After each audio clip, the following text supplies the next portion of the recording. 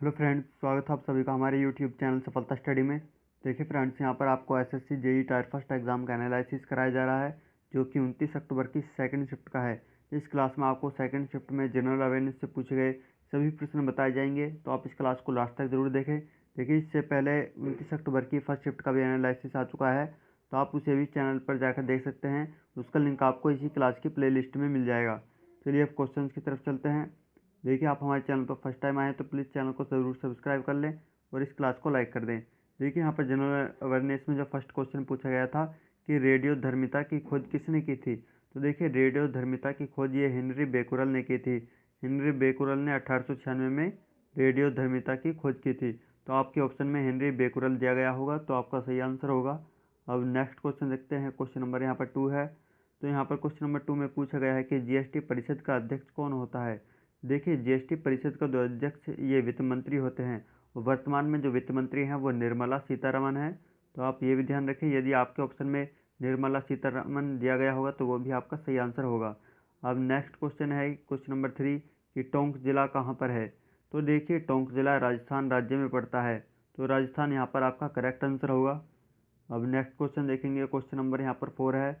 Question number देखिए 4 में पूछा गया था कि ईडब्ल्यूएस को कितना प्रतिशत आरक्षण दिया जाता है। ईडब्ल्यूएस को देखिए 10% आरक्षण दिया जाता है, 10%। उसके बारे में जान लेते हैं। तो देखिए 103वां संशोधन अधिनियम 2019 अनुच्छेद 16 में संशोधन करके आर्थिक रूप से कमजोर वर्गों को आरक्षण दिया जाता है इसमें। तो आप ध्यान रखेंगे, यहाँ पर 10% आपका सही आंसर था। अब नेक्स्ट क्वेश्चन देखेंगे। क्वेश्चन नंबर देखिए यहाँ पर 5 है। इसमें पूछा गया है कि 18वां गुटनिरपेक्ष आंदोलन का सम्मेलन कहाँ पर आयोजित हुआ था। तो देखिए 18वां गुटनिरपेक्ष आंदोलन का जो सम्मेलन वो 25 से 26 अक्टूबर 2019 तक चला था, जो कि बाकू अजरबैजान में चला था। तो आपके ऑप्शन में अजरबैजान दिया गया होगा, तो आपका सही आंसर है। यदि बात की जाए कि गुटनिरपेक्ष सम्मेलन में कितने सदस्य देश हैं, तो 120 सदस्य देश हैं और इसकी स्थापना 1 सितंबर 1961 को बेलग्रेड में हुई थी। तो आप ये भी ध्यान रखें, हो सकता है आने वाले एग्जाम में इनसे संबंधित प्रश्न पूछ लिया जाए।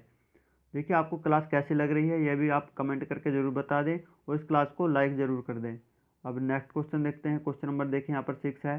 इसमें पूछा गया है कि बार कोड जो स्कैन किया जाता है किस प्रकार का कोड है।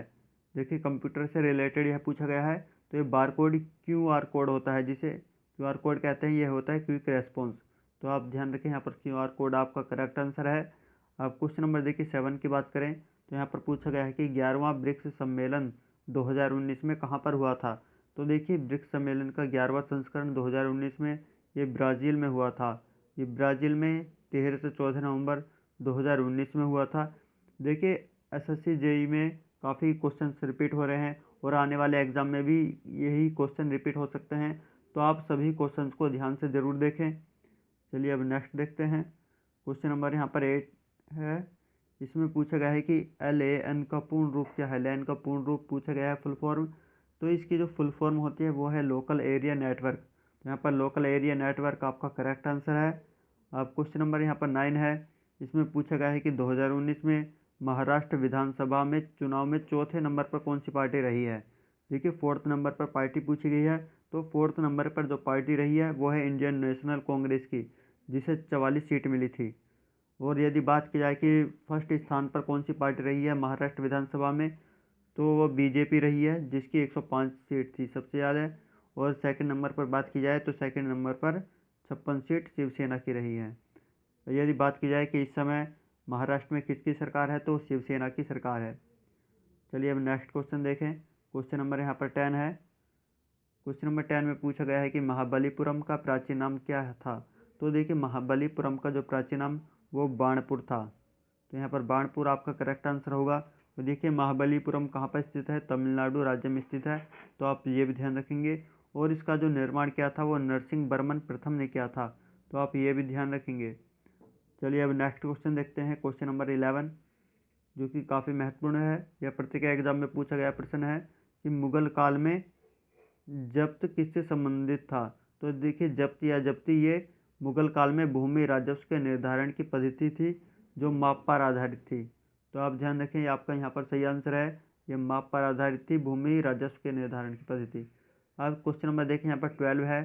क्वेश्चन नंबर 12 में पूछा गया है कि एलिसा की फुल फॉर्म क्या है, फुल फॉर्म पूछी गई है। यहाँ पर एलिसा की फुल फॉर्म है एंजाइम लिंक्ड इम्यूनोसोर्बेंट एसे, ये एलिसा की फुल फॉर्म है। चलिए अब नेक्स्ट क्वेश्चन देखेंगे। देखिए आप क्लास को अपने सभी फ्रेंड्स के पास शेयर जरूर कर दें, लगभग आप अपने 20 फ्रेंड्स के पास क्लास को शेयर जरूर कर दें। अब क्वेश्चन नंबर देखिए, यहाँ पर 13 की बात की जाए तो यहाँ पर पूछा गया था कि कौन सा आनुवंशिक रोग नहीं है। देखिए जो आपके ऑप्शन दिए गए थे उनमें कैंसर ऑप्शन दिया गया था, तो ये आपका आनुवंशिक रोग नहीं होता है। यहाँ पर कैंसर आपका सही आंसर है। अब क्वेश्चन नंबर 14 की बात करें तो यहाँ पर पूछा गया है क्वेश्चन नंबर 14 में कि किताब उल हिंद किस भाषा में लिखी गई पुस्तक है।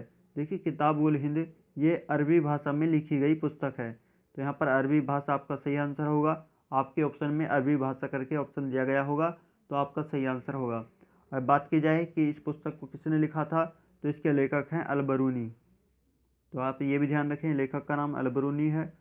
अब क्वेश्चन नंबर यहाँ पर 15 देखेंगे। क्वेश्चन नंबर जो 15 है इसमें पूछा गया है कि सुरक्षित मातृत्व आश्वासन योजना सुमन योजना का शुभारंभ कब किया गया था।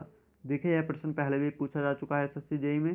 तो देखिए सुमन योजना का शुभारंभ ये 10 अक्टूबर 2019 में किया था। ये किसके द्वारा किया गया था, तो ये स्वास्थ्य मंत्री हर्षवर्धन के द्वारा किया गया था। चलिए अब नेक्स्ट क्वेश्चन देखेंगे। क्वेश्चन नंबर यहाँ पर 16 है।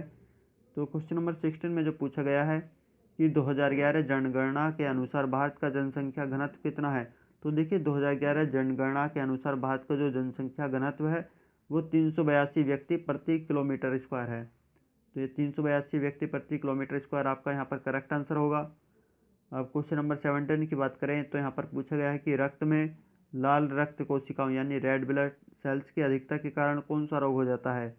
तो देखिए रक्त में लाल रक्त कोशिकाओं की अधिकता होने के कारण पॉलीसाइथेमिया नामक रोग हो जाता है, तो ये आपका यहाँ पर सही आंसर होगा। अब क्वेश्चन नंबर देखिए 18 है। यहाँ पर इसमें पूछा गया है कि अधिकतम वन क्षेत्र किस राज्य का है। देखिए सबसे अधिकतम वन क्षेत्र ये मध्य प्रदेश राज्य का है, यहाँ पर मध्य प्रदेश आपका करेक्ट आंसर होगा। अब नेक्स्ट क्वेश्चन देखेंगे। क्वेश्चन नंबर यहाँ पर 19 है। इसमें पूछा गया है कि सुंदरवन नेशनल पार्क कहाँ पर स्थित है। देखिए सुंदरवन नेशनल पार्क ये आपका पश्चिम बंगाल में स्थित है, तो यहाँ पर पश्चिम बंगाल आपका करेक्ट आंसर होगा। अब देखिए क्वेश्चन नंबर यहाँ पर 20 है। इसमें पूछा गया है कि कॉफ़ी उत्पादन में कौन सा राज्य शीर्ष पर है।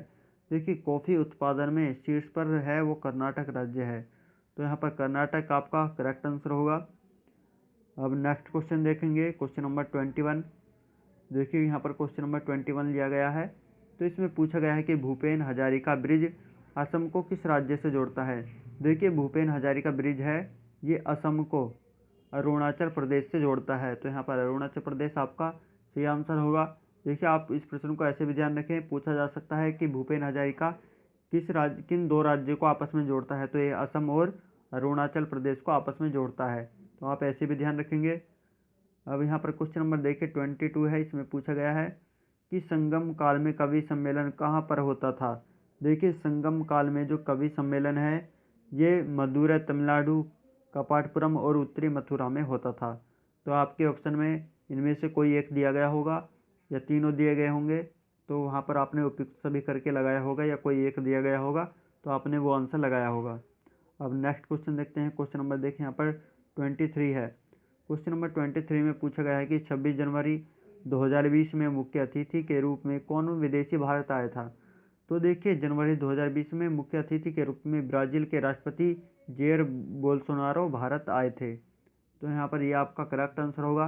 देखिए करंट अफेयर्स से प्रत्येक एग्जाम में क्वेश्चन पूछे जाते हैं, तो आप करंट अफेयर्स पढ़ते रहें। करंट अफेयर्स पढ़ने के लिए आप हमारे टेलीग्राम ग्रुप को ज्वाइन कर लें, इसका लिंक आपको इसी क्लास के डिस्क्रिप्शन में दिया गया है।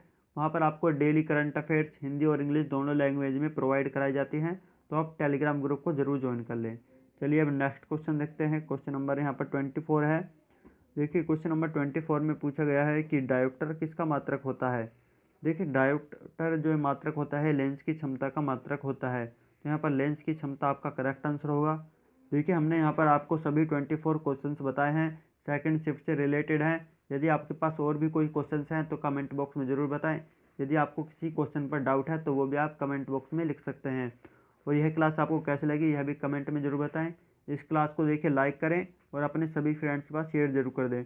यदि आपने अभी तक चैनल को सब्सक्राइब नहीं किया तो प्लीज़ चैनल को सब्सक्राइब जरूर कर लें और साथ ही पास वाला बेल आइकन जरूर दबाएं, जिससे आपको आने वाली नई क्लास की नोटिफिकेशन सबसे पहले प्राप्त हो सके। तो चलिए नेक्स्ट क्लास में फिर मिलते हैं। Thank you.